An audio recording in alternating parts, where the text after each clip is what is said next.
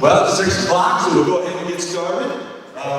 Start out with a few introductions first. I think a lot of you, I tried to meet you on the way in the door, a lot of you, I've had you as parents, community members for a long time. So my name is Chad Shook, and I am both the elementary principal and the superintendent. This is my 20th year with Lawton-Bronson. I spent my first 15 years as the elementary principal, and then I must have had a momentary lapse of judgment, and I took on the superintendent thing for the last 5 years. So, but I guess you can't put the genie back in the bottle, so here I am tonight in front of you guys. We've got a couple people I want to introduce to you.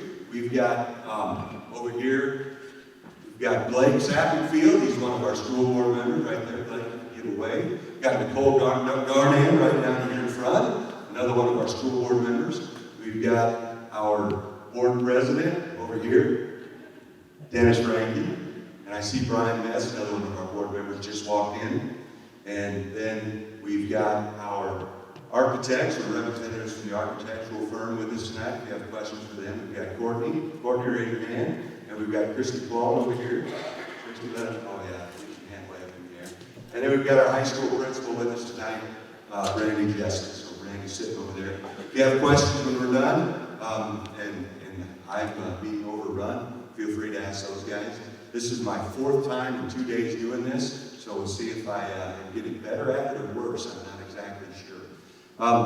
If you came, I said this afternoon, if you came to see some type of well-rehearsed thespian-type performance, you are in the wrong place, because I'm not a great speech giver. I prefer to treat this more like a conversation than a speech. I'm not a smoke and mirrors guy. Most of you I've known for a very long time. I just want to be a conversation. I want to get the right information out to everybody, and I want to get your questions answered so that on November 7th you can make a well-informed vote and do what your heart and mind tells you to do. And that's all we really want to do. Nothing more, nothing less. So that being said, we'll go ahead and get started. Talk a little bit about what we're proposing. So basically, our proposal consists of 3 things. Number 1, we'd like to see a fine arts center. I said earlier, I've been in the district for 20 years. 20 years ago, when I first came here, we did not have an auditorium.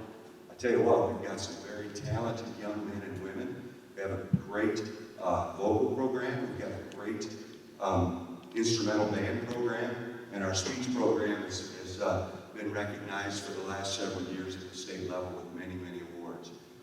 So we've got a lot of kids with a lot of great talents, and I'd liken it to not having an auditorium almost the equivalent to having a football team without a football field or a track team without a track. It just doesn't seem to make a lot of sense. So we really believe that we're failing to engage a large number of people. And I also think that there's been a little bit of turnover in our fine arts department. And I attribute a little bit of that to we don't have the facilities that some people have. We're one of the few school districts in our area, our size, probably us and Kent, I would say, who don't have an auditorium. And it should be nice to offer our students that same experience that some of the other districts offer to their students. Moving on, we're talking about building an additional gymnasium. And the gymnasium be quite a bit larger than the one we're sitting in. And we've got several issues, I guess, right now that we're trying to solve by building a new gymnasium. And I'll start out with just youth sports. And the next part of what we're trying to accomplish is the community piece. We'll start out with youth sports. We have a ton of youth sports teams, and we truly are a community school district. I mean, last time I checked, it says Lawton-Bronson Community School District. And our youth teams are part of it. And we like to have them in the school. We like to have them practicing, socializing, getting to know one another. But I tell you what, they're lucky to even be able to, especially during the basketball season, they're lucky to be able to schedule 2 practices a week. I know I've heard stories of some kids going over to Kevin Heiss's place to practice. I've heard coaches say, I think it was a 4th grade coach was telling us the other day, that they've actually had to pool their money so they can get practice time at the academy in Sioux City because we lack the gym space. So it'd certainly be nice to have additional gym space. And then moving on up the ladder, we've got 2 gyms in our district, but we've got junior high girls and boys basketball. We've got high school varsity boys and girls basketball. And there just simply isn't enough space for all that. I know like our boys and girls, they practice one early and one late. Girls get home pretty late. The other night, Mrs. Justin and I and Dennis Rankin were walking out of a meeting, and there was a 5th or 6th grade volleyball team still in their practice, just sitting at 8:30, because they just simply don't have the time. And it's tough to get gym space. We'd like to keep those kids right here in our community practice, and we don't want to send them to the United Center or to the academy. And you know, we are a community school, so it's nice to have them in there. And then in addition, you know, you talk about not having an auditorium and not having the activity space. Right now, when we set up for the Christmas program for our high school kids, or we set up for the Christmas program for our elementary kids, we close the gym down for almost a week. And that makes practice really tough. Matter of fact, I know Coach Benson, we've had an ongoing feud between he and my custodians because he goes ahead and practices around the stage in Bronson, and it always seems to be a little bit of tension there. So we'd like to solve some of those problems. We think that we can solve them by adding an extra gymnasium. And then in addition to that, one thing I haven't mentioned in the other 3 meetings, I really got to thinking about it on my way in here tonight. We're one of the few schools around that doesn't have 3 gyms. I mean, if you look at Westwood, or you look at Kingsley Pearson, or Ridgeview, or Battle Creek, Ida Grove, all those schools have 3 gyms. And we've done with 2 for a long time, and they've done their job. But we're growing just a little bit, not a lot, like some people think, but we're growing a little bit. And we'd like to keep up with the times, and keep up with the competition, and be able to offer our kids that their gym space. And finally, we talk a little bit about the community aspect. I mentioned it is Lawton-Bronson Community School District, and a big piece of what we do is we want the community in our school. We want our citizens here. And so when we started putting things together and we started talking with different people, there's some pretty good ideas out there. This gym, I'll have a bigger picture of this later. What we've done is take advantage of the hill next to the football field. And we'll show where it's going to go. But it'll be a 2-story type building. But instead of coming in on the ground floor and walking up to your seats like you do at this gymnasium, you'll come in on the ground floor and you'll walk down to your seats. The gym will actually be down in the ground. And we're able to do that because the hill falls away to the football field. Also included some viewing windows up here. One of the things that's been a very popular thing for the last 4 or 5 years are parking spots that overlook the football field on this side of the football field. Our AD puts those out for reservation, and we try and give preferential treatment to our senior citizens so that they don't have to sit out in the cold or don't have to climb up the bleachers down the football field. Tell you what, those spots are going in 10 or 15 minutes. There's not any of them left. I don't know how many of those spots are reserved, but there's got to be 20 or 25 of them. So we thought, why not take advantage of that? So there's windows on the east side or the west side of the gym overlooking the football field, so our students who have disabilities, our community members who have disabilities, our senior citizens, be able to go in, watch a football game or a track meet from the comfort of inside, out of the rain, out of the cold. And also around the top of that basketball floor, there is a 2-lane track. And there would be community hours in the morning, community hours in the evening for our community members to come in and utilize that track. We've had a great track program for ever since I've been here. You know, it goes way back. Track athletes, right now they're running out in the halls all the way as early as March, maybe even February. I'm not sure if Coach Pedersen's in here somewhere. But they start running pretty early as soon as basketball is over. And they're using the halls. I know in March, if you step out of the classroom, you better look both ways before you step into the hallway. You could have a sprinter coming down the hallway. It'd be nice to have that track. And Acton Westfield has one. I talked to their superintendent a little bit. And really got a lot of use out of that. So, again, we've tried, it consists of 3 elements. We'd like to see an auditorium. We'd like to see another gymnasium. And we'd really like to get that community if we can sit and woven into this, because we truly are a community school. Moving on to the next slide, talk a little bit about the location. So this is our building as it currently exists. I can't be 2 spots at the same time, so sorry to those guys over there. This is our current school building, or our current layout. This is our fitness center that was built a few years ago out here. And this would be the existing school. The plan right now, and it's, you know, anything can change. We do have a building committee that we gather their input. That's going to happen at this point. But the plan right now would be to put the auditorium on the south end of the school and the gym on the south end of the school, but on this west side. We want to do that for two reasons, like I mentioned before. We want to take advantage of the gifts that Mother Nature has given us and use that hill going down to the football field to accentuate our building. And then the other thing is, we want to use Highway 20 to our advantage. We've got great exposure to it. And I know, some people don't like to hear it. We are a competition for students. We have the education savings accounts that came out this last year. We've had open enrollment for a long time. Luckily, we have a great school system. We've been able to take advantage of open enrollment. It's really been a boon for our school system. But there is competition for students, and we want to put those facilities out there along Highway 20 so that people are able to see the cool things that are going on in Lawton-Bronson and really know that we've invested in our kids here. And I told this story this morning. I got a laugh out of it. Hopefully you'll think it's funny, as funny as they did this morning. But, I'm originally from Denison. And if you're from Denison, you refer to that as God's country. So I'm from God's country originally. And a lot of the people from Denison, they come up 59 and then they cut over on 20 to get to Sioux City. So once in a while I'll run into somebody when I'm back at my parents' house over the holidays and they'll say, well, where do you work, Chad? I tell them I work at Lawton-Bronson. And they'll tell me right away, just about every single person will say, you mean that school with the great facilities along Highway 20, right by Sioux City? And I say, yeah, and I'm pretty proud of it. We've got great exposure out there on Highway 20. So that's another reason for putting it out there. We want to use that natural exposure to our advantage. And like I mentioned before, it'll be a two-story building, part of it, but it'll go down into the ground as opposed to going up like you do with most schools.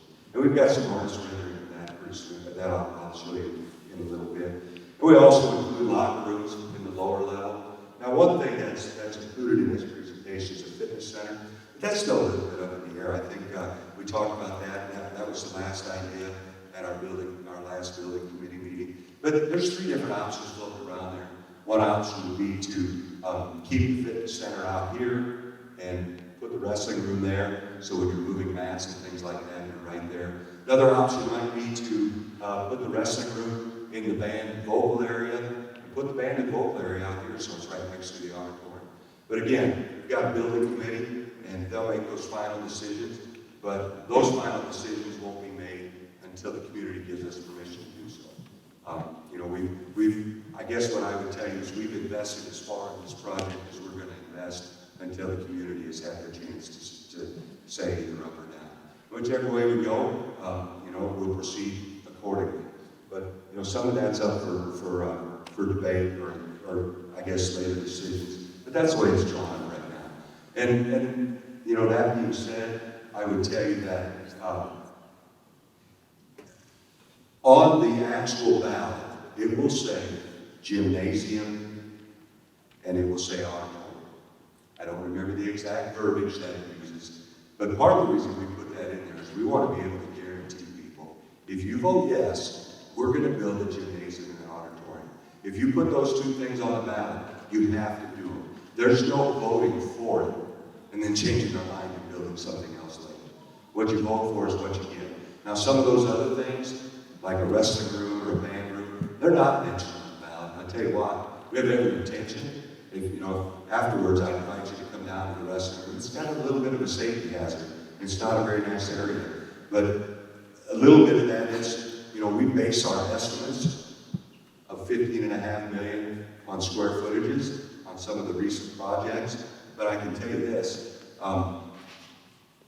we've all been around since COVID and we've watched the world go crazy, and I don't know what building prices are going to do for sure. I don't have a crystal ball that can tell me exactly what we're going to do. So we do have a little cushion should the bids come in high. There's no redos.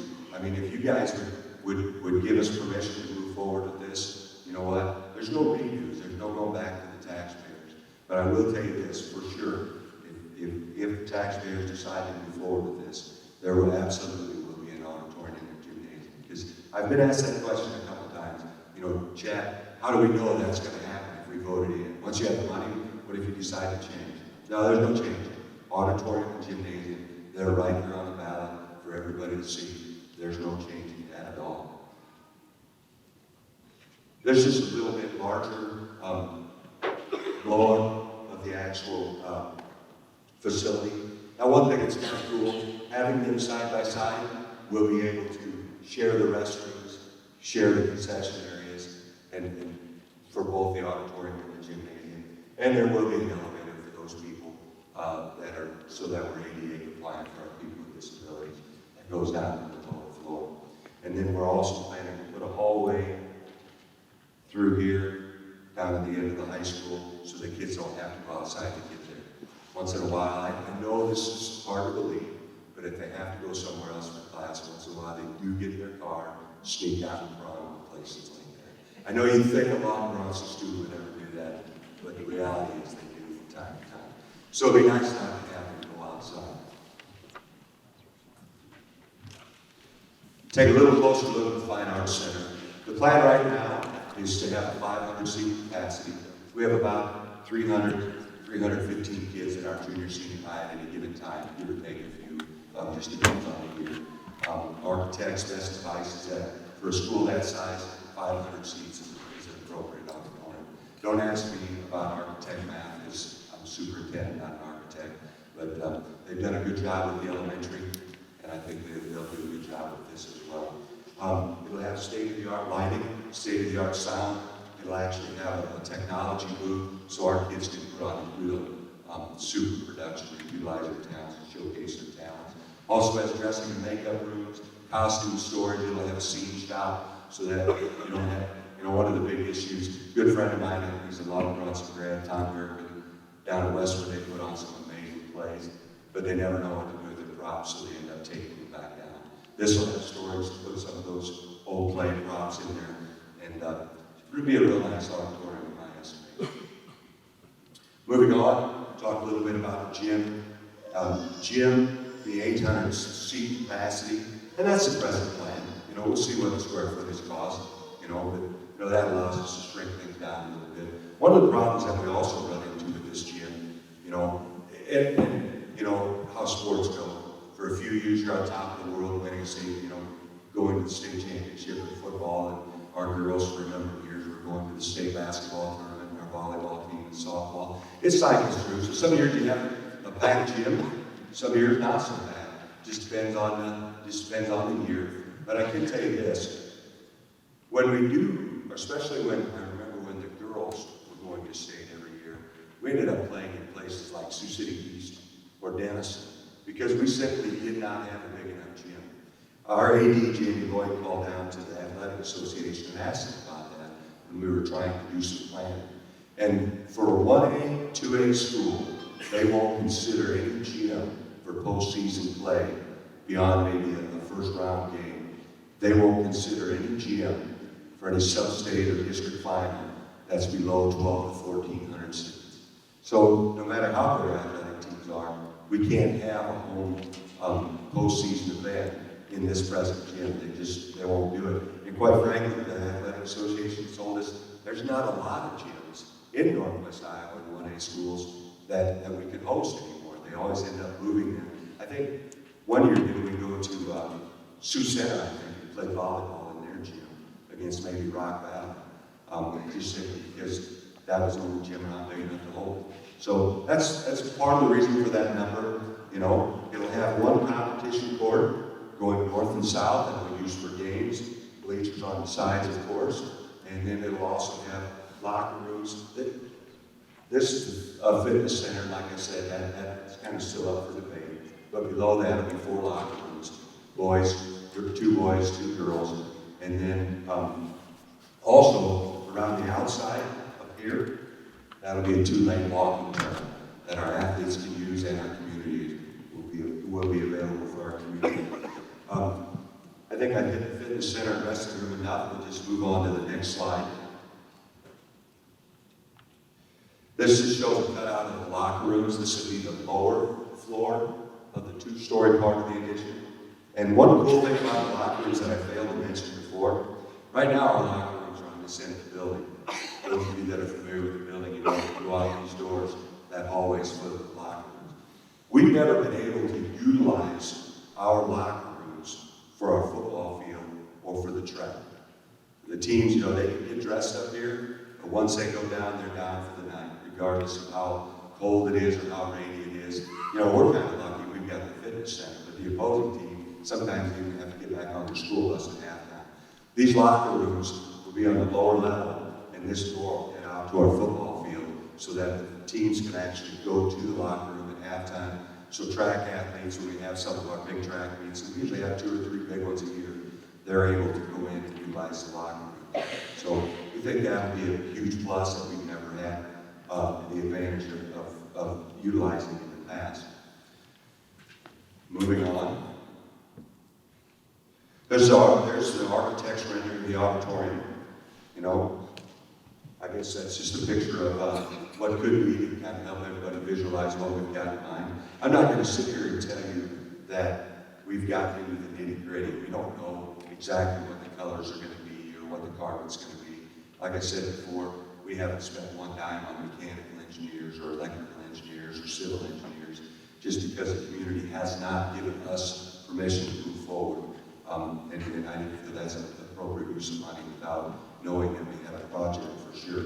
But that's the interior of the auditorium. This is the interior of the gym. And I'll give you a little bit better idea of what we're talking about here. So I keep talking about it's 2 stories, and I had a hard time visualizing it first, and then when the architects came out with this picture, then it helped me a lot. So right here you've got doors and windows. This is street level. This is our parking lot out here. So you would actually walk into the gym through these doors right here, and you're up above the basketball court. If you've been to Heelan since they built their new gym, that's kind of almost exactly what it's like. And then you would, of course, be able to walk around either side, walk down the steps to get to your seat. And then there would be ADA accessible seating around the top. And this is also the area that I talked about around the outside. Here would be a walking track or a running track. And then here would be the windows that I'm talking about. This faces the football field and the track to the east. So during games and track meets, we would allow people to come in there.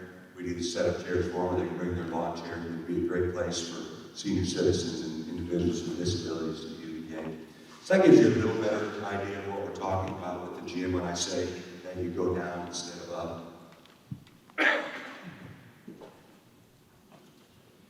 This is the outside view. Kind of shows you what we have. These are the doors that I was just talking about going into the gym. Doors over here going into the auditorium. And then this would be amphitheater seating, so people could actually sit on the east side of the gym or the south side, whichever you prefer. I've always called it the east side, but people who have been at Lawton-Bronson for generations correct me and tell me that is the south side of the football field. I think the football field runs east and west. I've been here for 20 years. I'm pretty sure I'm right, but I get corrected every time I say that. So this is either the south end of the football field or the east end of the football field, whichever you prefer. But there'd be amphitheater seating there.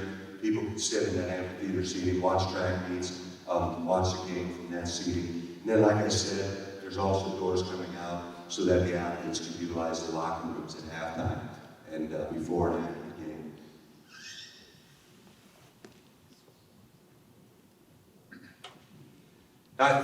Let me back that up. I guess I backed up too far. I think this is what everybody's most concerned about, and this is what I would be most concerned about too. What's the impact on communities?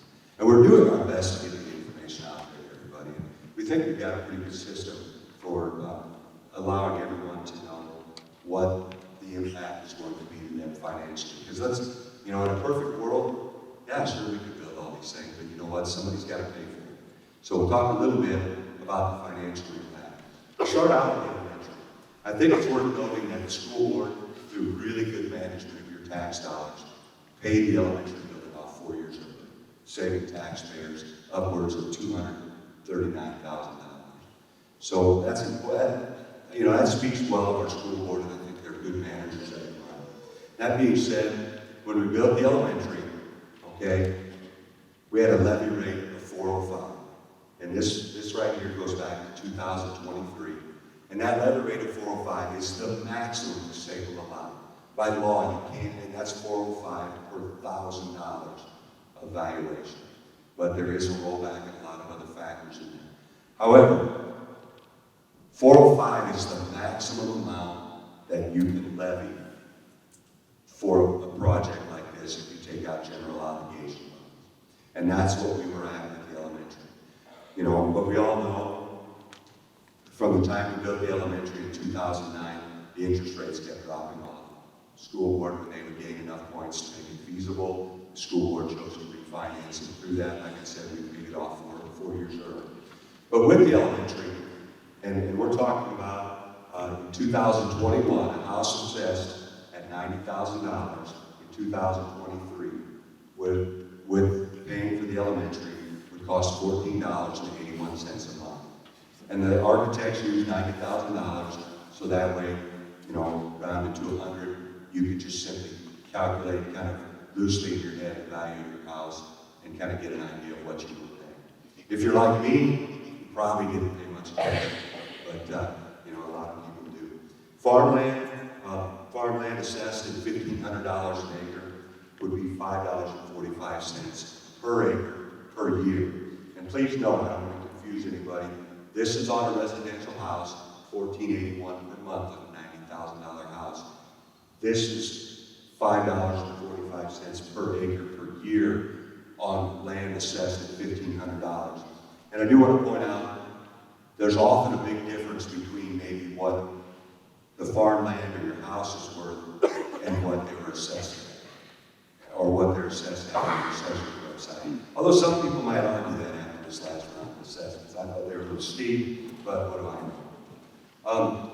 So moving on, with the elementary paid off, this is what's going to happen to your taxes. And I think you see this on your next tax statement, but don't quote me exactly. I haven't done the exact math. But when it comes around with the elementary paid off, that same house at $90,000 in 2022 is assessed at $92,000, and the taxes went from will go from $14.81 a month down to $3.94. Same way with farmland, land valued at $1,500 an acre will go from $5.45 an acre down to $1.44 an acre. That's what's going to happen now that the elementary building is paid off. Now I'll show you what's going to happen if you guys have decided to vote for this project. So fiscal year 2025 coming up, be here before we know it. It's important to say, and I talked about this levy rate of 405 before, the levy rate that we're talking about for the elementary building is 301. So this is figured at 301 per thousand instead of 405. So it is taxed at a lesser rate. So that house that was assessed in 2021 at $90,000, in 2023 assessed at $100,000, the taxes would go, even though the assessment went up, the taxes then, if you guys voted this project, gave us permission to go ahead with this project, would be $10,700. So in reality, it's going to be cheaper than paying for the elementary building, but I'm not trying to kid anyone. Certainly, it's going to be more expensive than if we don't build anything at all. Same way with farmland, $447 an acre, but they did include that farmland going from $1,500 an acre assessed value up to $2,054 assessed value. So that's how it's going to affect your taxes theoretically. Now the next slide I'm going to show you is a tool that we have provided so that people can figure out their own numbers. We have 2 sets of calculators on our website. Hopefully a lot of you have went to the school website. If you don't know how to get to the school website or you haven't accessed it for a long time, just Google Lawton-Bronson Community School District, click on our website. Right there on the home page, it'll give you a link to a page that has all of the information that we have on the school. And on that site, if you scroll down a little ways, you'll find both a residential calculator and an ag land calculator. And what those calculators are going to do, the one on the left is going to calculate and show you what you were paying in property taxes for the elementary building when you were paying for that. So you'll be able to type in, you'll be able to go to the county assessor's website And today I was just told that a lot of people call that Beacon, Woodbury County Beacon, but it's right there on the assessor's website. And it's going to give you all of your values through the years. So you'll look here, and you'll input your assessed value for 2021. And you put that right there in that line. And once you hit return, it's going to tell you what you were paying per month down at the bottom when we were paying for the elementary school. Over on the right, this is a calculator that's going to show you what you'll be paying if you were to get permission for us to go ahead with this project. So then you'll take your house's assessed value in 2023, and we all know they skyrocketed. Mine did too. And you'll put that value in there. But I want to caution you, you do want to check the assessor's website and make sure you've got accurate numbers to put in there. Don't just think, my house is worth $450,000 and throw that in there. You might be sorely disappointed and have some bad information. But you want to put it in there. And the next thing, though, that you want to make sure you do, this next line down here is going to ask for your age. We're not keeping tabs on anybody. What the state legislature did this last legislative session, they added an extra credit of $3,250 to the homestead credit for those people who are 65 years and older. That credit didn't exist with the elementary. It only exists with projects going forward, bond issues going forward. So make sure you do put your age in there. Otherwise, if you are 65 or older, you're not going to get that additional credit, and it'll look like you're paying more than you are.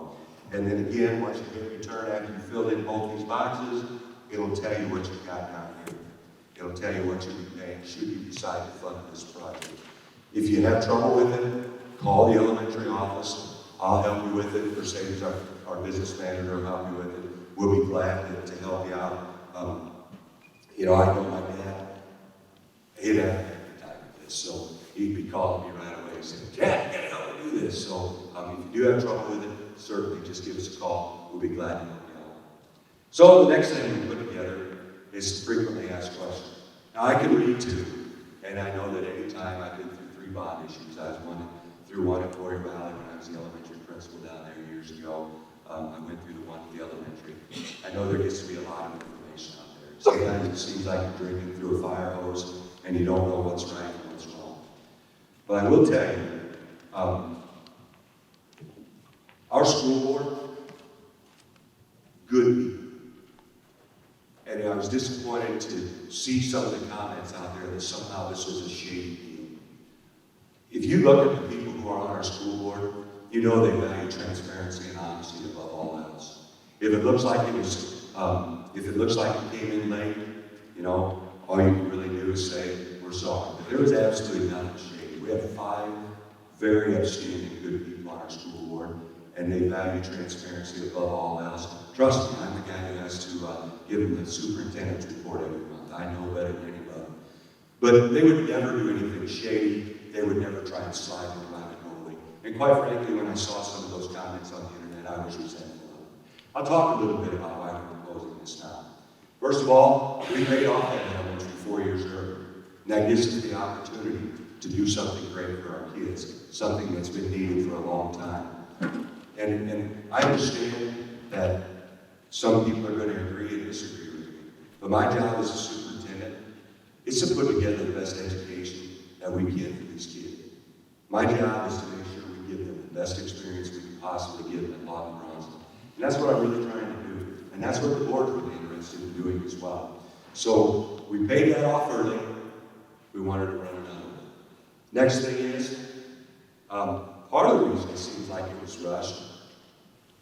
Years ago, when this building was passed, it was my understanding, and maybe somebody can correct me, it took 12 tries to get this building passed. You used to be able to run 3 to 4 bond votes a year. You can't do that anymore.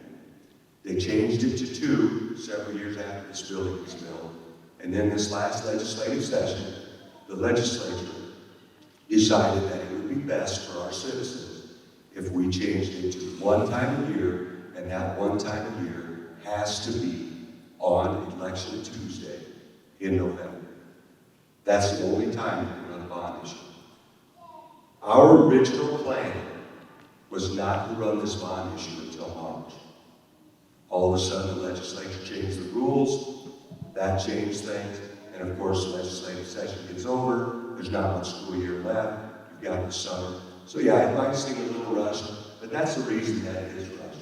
And certainly, we don't want to wait another year. Things aren't going to get cheaper. I just watched the news the other day. They said the Fed is talking about another interest rate hike. I'm afraid if we waited another year to run this, we probably can't afford it. You know, we talk about things like this, but we probably can't afford it. So the school board decided, you know what, let's move forward. Let's try and be ready for a November election. The meetings have always been planned. I've talked with the SIAC committee. Last February, I put it in the newsletter. So if you didn't get the message, I apologize, but we tried very hard to get it out. Nobody, for 1 second, ever tried to slip anything by, I can promise you that. Another notion that's out there has been out there since I came here 20 years ago. Why aren't we building a new middle school? I'll talk a little bit about that. Number one, I know one of our former teachers said we're busting at the seams in the elementary. We are not. We just added 2 classrooms a couple of years ago. I just did the classroom averages. We average 19 and a half kids in a classroom in the elementary. I challenge you to find many schools in the area that have smaller class sizes than we do. We just simply are not busting at the seams. And the school down there, heaven forbid we have a bunch of houses get built in our district, which I think would be a great thing. We save enough money back in contingency for things like that. When we added the 2 classrooms 3 years ago onto the elementary building, we didn't come to the taxpayers for that. We had saved $500,000 in contingency, and we were able to add that onto the building without asking for any bond issue or anything like that. And we've done the same thing. We always keep $500,000 in contingency. So right now, I'll tell you, the elementary's in great shape. We can handle all the kids we have. We have space for everyone. We're not putting them in the teacher's lounge like we had to for a year. We're in good shape. Up here at the high school, we've got a couple of rooms that aren't being fully utilized right now. In addition, by building a new wrestling room back over here in the corner, we will gain 2 classrooms in this building. So we've got the space. We don't need a middle school at this point. That being said, as an absolute last option, the 6th grade is up here for many years. I like it in elementary. I'm always selfish. I want to keep them there.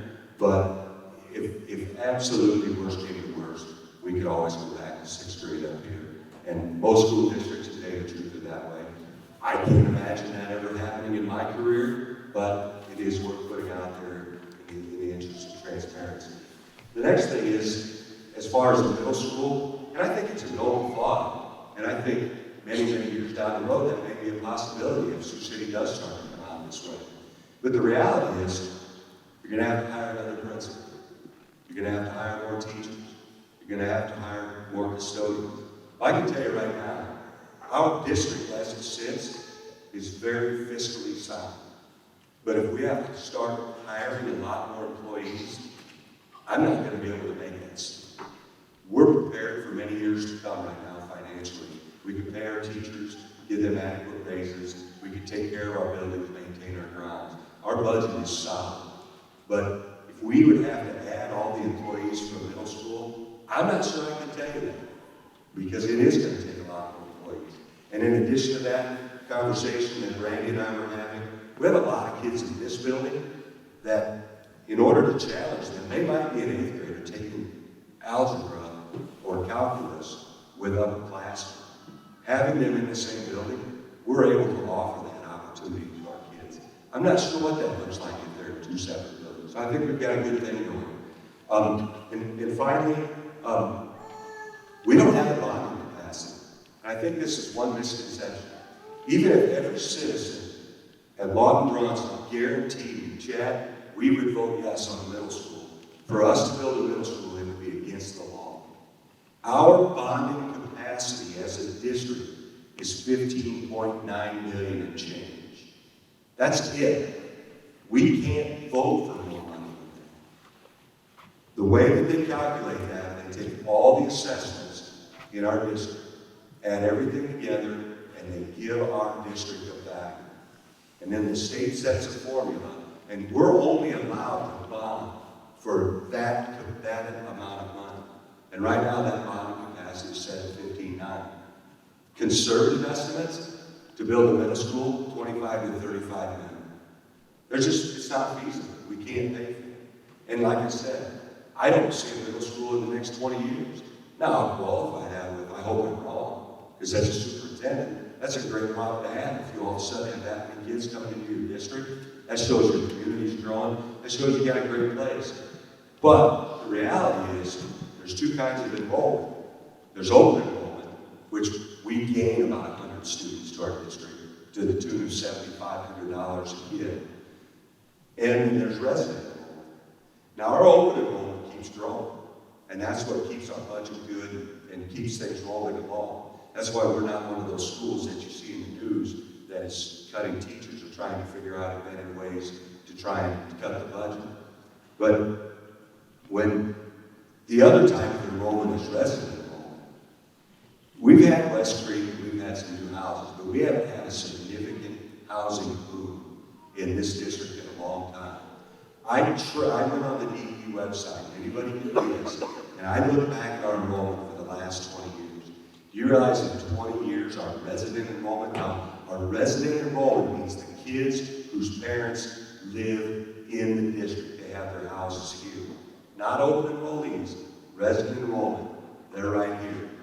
We've actually dropped by 9 in the last 20 years. We're 9 students smaller this year than we were 20 years ago. So the notion that somehow we should build a middle school, or somehow we're busting at the seams, and why would we do this? We can't even put our kids in the right classrooms. That's just simply not accurate. If you don't believe me, I'd love to give you a tour of the elementary school and high school. Just give me a call. I'd be glad to show you around. So we don't have the bonding capacity, and we do have the room. In my professional opinion, we're a long ways from needing a middle school at Lawton-Bronson. We put together a comparison of a lot of the schools in Northwest Iowa.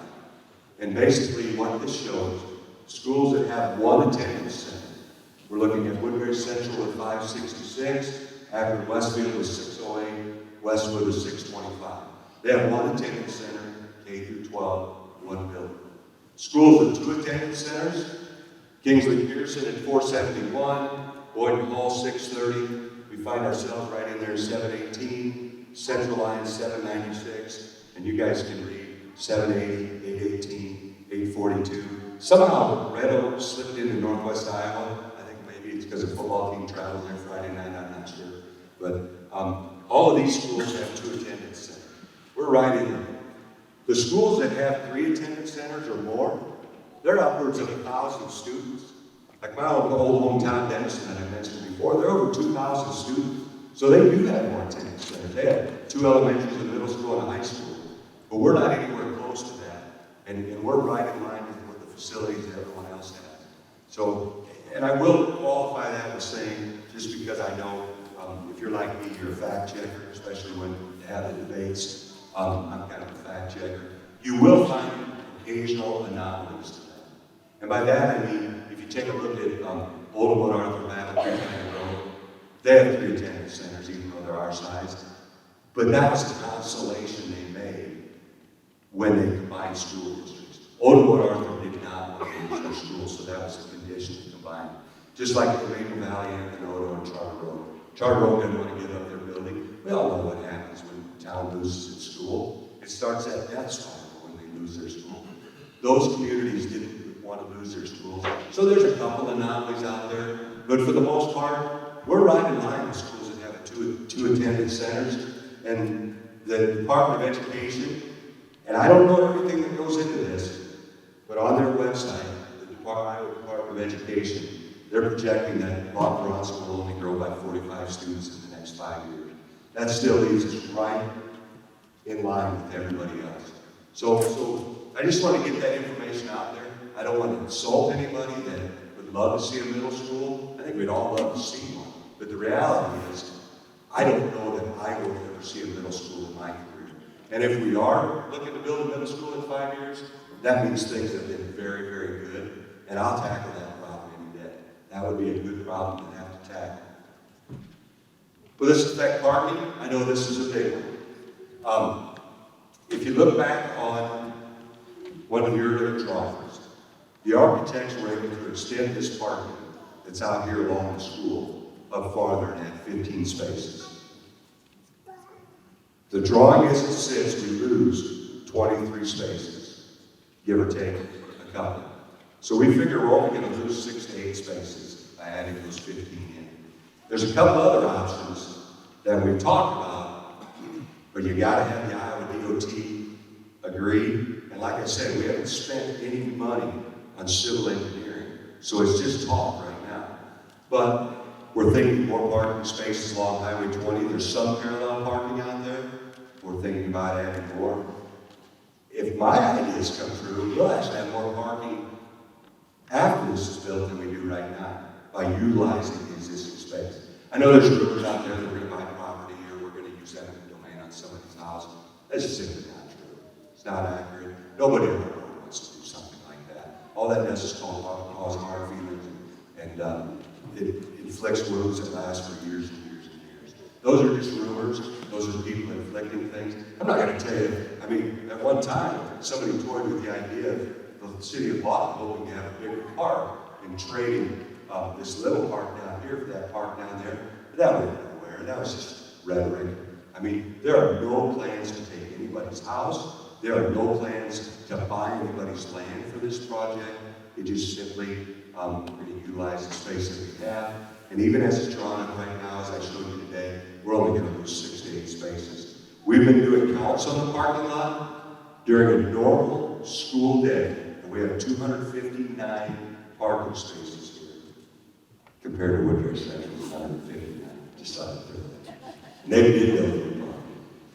But we have 259 spaces, and we've been counting for a couple weeks. On any given school day, we have 40 to 50 open spaces. So for the normal, run-of-the-mill, everyday parking, we've got plenty. We've got more than we need. In my opinion, and I'm certainly not ignorant enough to think that everybody shares this opinion, I don't see spending taxpayer dollars on parking that we're only going to use 5 or 6 times a year.